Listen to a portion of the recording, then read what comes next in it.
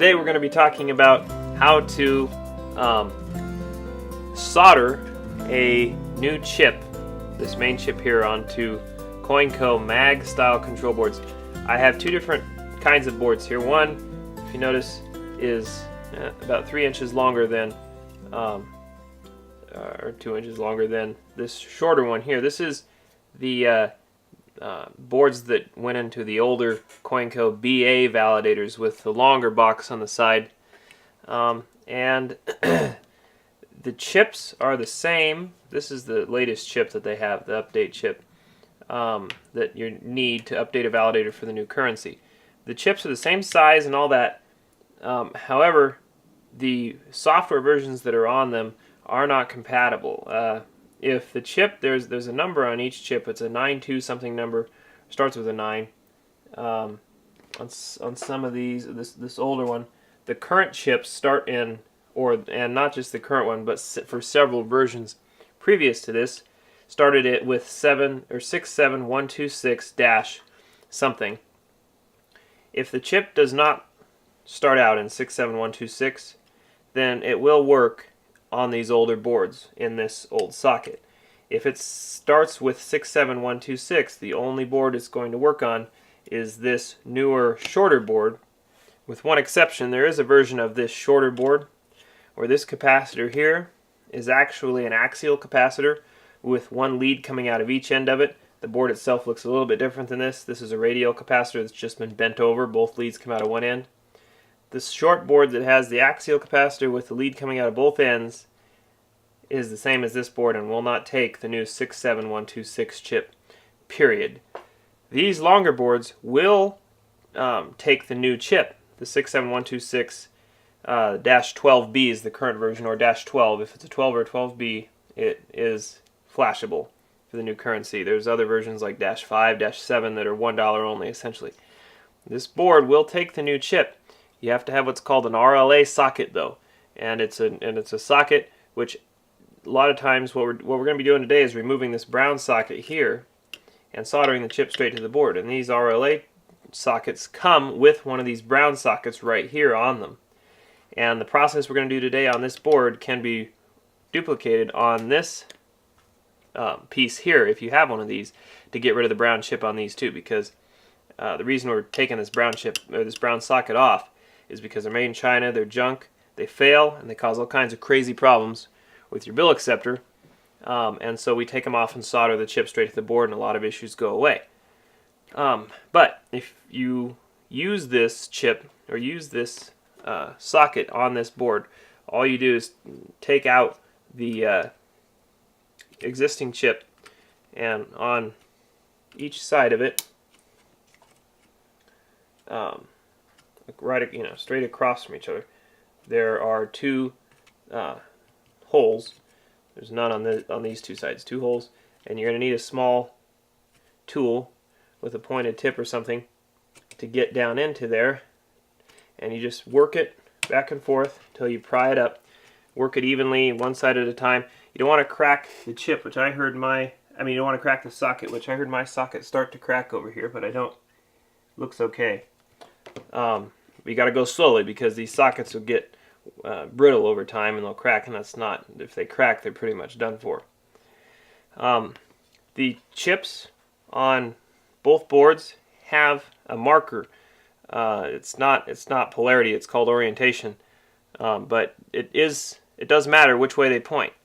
So you'll notice, and it's the same on every chip that has etched writing. If it has a label, it might not be the same, but any chip that has etched writing on it, at the top of the writing up here on top of the chip, there's a little dot. It's cut, it's etched into the chip itself. It's not a painted dot or anything like that. It's cut into the chip, and that's your orientation marker, and that needs to be pointing the same direction that your arrow, which is going to be in the bottom of the socket, is pointing. So there's an arrow right here. It's pointing towards this way, bottom of the board. So when your chip goes in there, the arrow is pointing that way, so that's the direction that your dot's going to point. Or in this case, when you put these sockets have a little V right here, that's the same thing. It tells you which direction this dot on the chip needs to face. So I've soldered this onto the chip already, or onto this socket already, and there's the dot facing the V.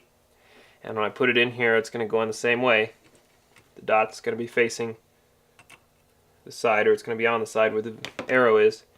But when you put these in, you just line them up with the contacts all the way around, and then work it back and forth until it's down in there. Sometimes there'll be a piece of plastic that goes on top of this when you slide it into the box that makes sure that it stays there. Sometimes I'll just take some hot glue and run it down each side, you know, all the way down and onto the board itself, and make sure that it stays. I mean, it's in there pretty tight. They don't usually come out, but it's just a security against that. Don't have to do it, but it's there. So the next thing we're going to do is replacing this chip on these shorter boards, the mag boards for the mags and the mag pros. First thing we're going to do is remove the one that's in here. This is a 67126-5, which means that it's not updatable to any new software. It'll take this validator, this board will accept 10s or 5s, 10s, and 20s, but of versions that are so old they're not around anymore. And so it's essentially a $1 chip. That's what we call it, $1 only.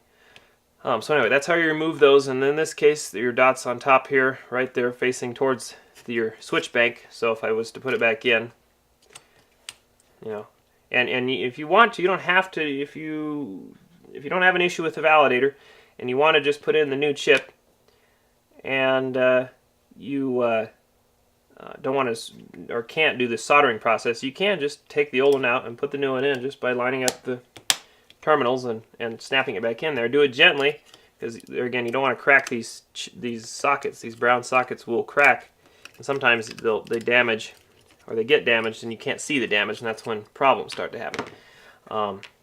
So anyway, to remove this socket to put the new chip on, I'm going to use a heat gun. It's way easier than trying to heat up every terminal individually.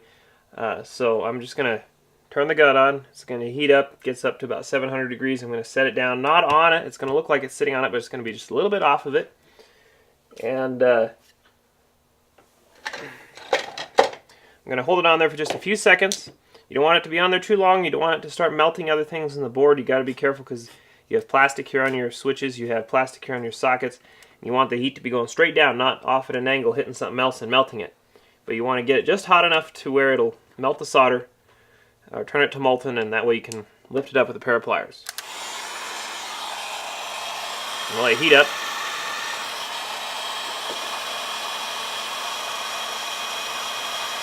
Starting to get orange.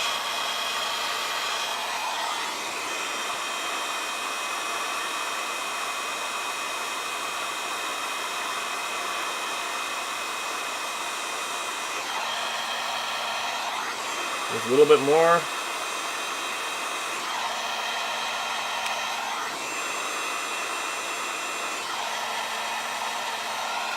And it'll come right off.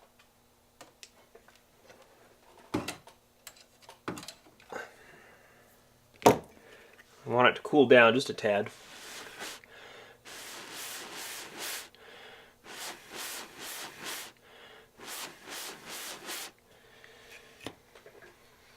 So now I have a whole bunch of contacts. You want some liquid flux. This is a no-run liquid flux. Actually, I get this stuff on eBay with a little applicator. But you want to run a little line on each row of contacts. And then you want to take your solder gun. Mine's a Weller WES51. It's an adjustable temperature soldering gun. I really, really like it. It's lasted me for a couple of years now. And it can deal with any kind of solder or heat that I need. But you need something with a pencil tip, so that it's small enough to be able to work on terminals this small. But the first thing you do after you put the flux on is you need to clean up the contacts. You need to smooth them out, because we just pulled that socket off there and it made the solder into a little pyramid. And so we need to just touch each one. The flux keeps the oxidation out of the molten solder, and makes the connection, or the solder, as it returns to its solid state, makes it nice and shiny, and keeps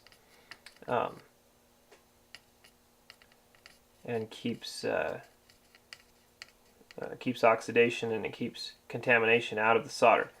So you just want to touch each one, go back and forth and to where they're all nice and smooth and clean, and then run a line of flux along all the contacts once more. I turn the new chip over and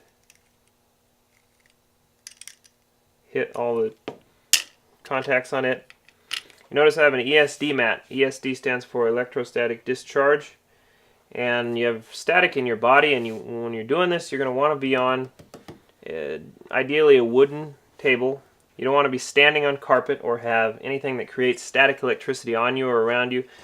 I have a grounding bracelet here as well that I can put on actually and ground my body out.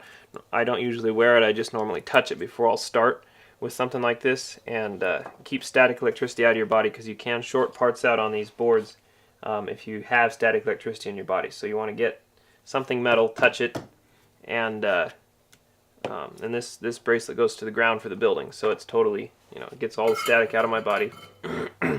But first thing we want to do after we're ready to start soldering is get the chip lined up with all the contacts, and this may take a couple of minutes. You want to look around, get it right in the center of them, get them lined up on each side, and then in a second here I'll take a dab of solder and solder one or two pins in place to hold it there, and I'll double check it again before I take off on it. I start on this corner here. I moved a tad when I touched it, so I'm going to heat it up, move it back.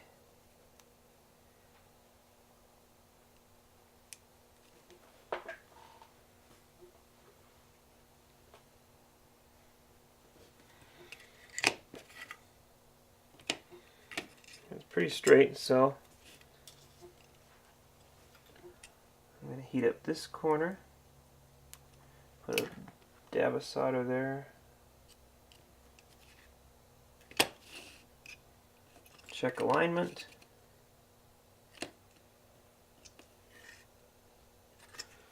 it's all pretty straight, so now I'm going to come around and I'm going to do this far right corner here.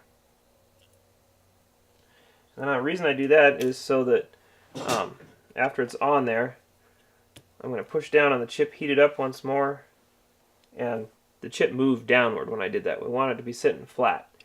And then I'm going to go around, heat up this side and push down, heat up right here and push down, and make sure that the chip is sitting flat. So now we're sitting flat,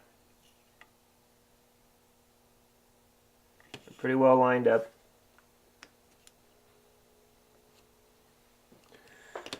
So now I'm going to start working my way around. I have my solder here, and what I'm going to do is I'm going to touch the terminal first, and kind of touch the terminal, or I'm going to touch the pin on the chip at the same time that I touch the terminal down, or the contact down where on the board side, and heat it up. Heat both of them up, and then I'm just going to take my solder and touch the gun and the chip at the same time, right down there where it all happens, and leave a nice clean. If it's totally straight, if your solder ball is totally straight up and down, that means you probably put a little bit too much solder. You want it to kind of curve when it gets to where the solder touches, or is in between the chip and the board. But you don't want to touch them for very long. You touch it and get it off, because otherwise your flux will start to leave and it'll start to oxidate, and then it won't come off nice and clean. So go around on this side.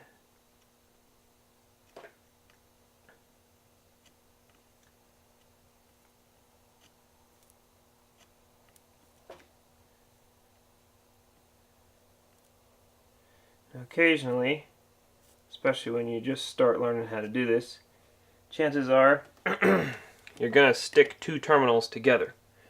That's where you get solder between in between two of these points. and you can't get it to go away because there's too much of it there. And we'll address that in just a minute.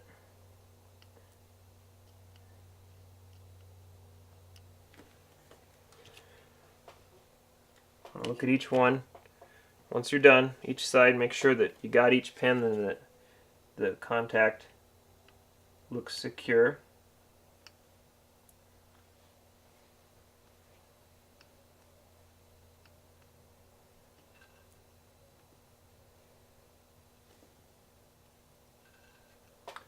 And right here, you've got these two components, and they kind of are in the way, so you kind of got to straighten up your gun a little.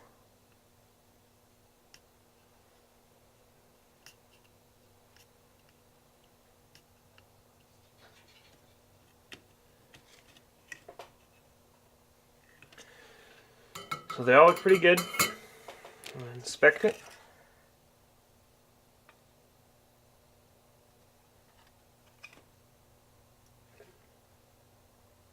Now I'm going to show you what it looks like if you get too much solder and two of your leads stick together.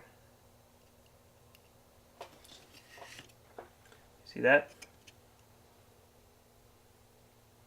So two of them are stuck together. There's too much solder there. Sometimes if there's just a little bit too much solder, you can touch them, and when you pull your gun away, the solder will split separately and go to your two terminals. Well, sometimes that doesn't happen. It'll stay stuck together like that. So in that case, you're going to need something to remove the solder with. If you have too much solder anywhere on your board, or you need to remove solder for any reason, you're going to need something to be able to remove the solder with. This is what I use. It is a solder removing, oh goodness, I can't remember what it's called. I think it's called thread. But I'll read the numbers on it. It's a number 3, 1822-10F. This is a 10-foot roll. I get it on Mouser.com. They sell all kinds of electronic parts. But what you do is you take it just like you would the solder, and you're going to touch the solder you want removed along with, I touch the solder with the gun, and then you touch this stuff onto the solder, and the solder will go from whatever it's on to your thread. And sometimes I kind of roll it on.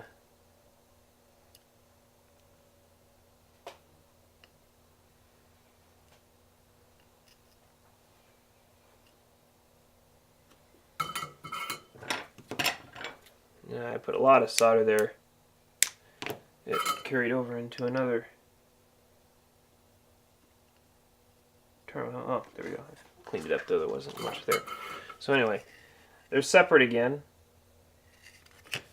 And I just trimmed the end of it. That's the piece that the solder went onto.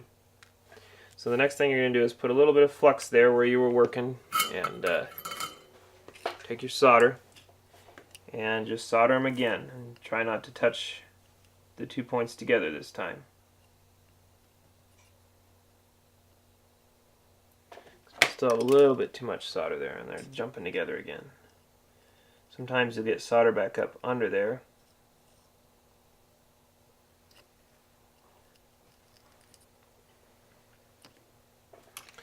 There we go. I think I got most of it cleaned up now.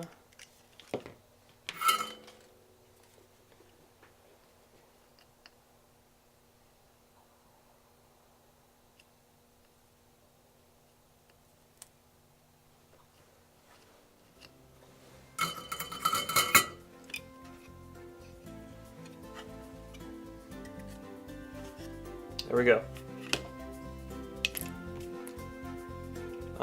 So once this is on here, you can buy the chips already programmed with the new software update on them, or you can get Coinco's handheld programmer, which we also have available for sale, and program the chip after you get it installed onto the board. But that's the process, and if you need the board, the chip, or any other parts, visit our website, vendorstech.com.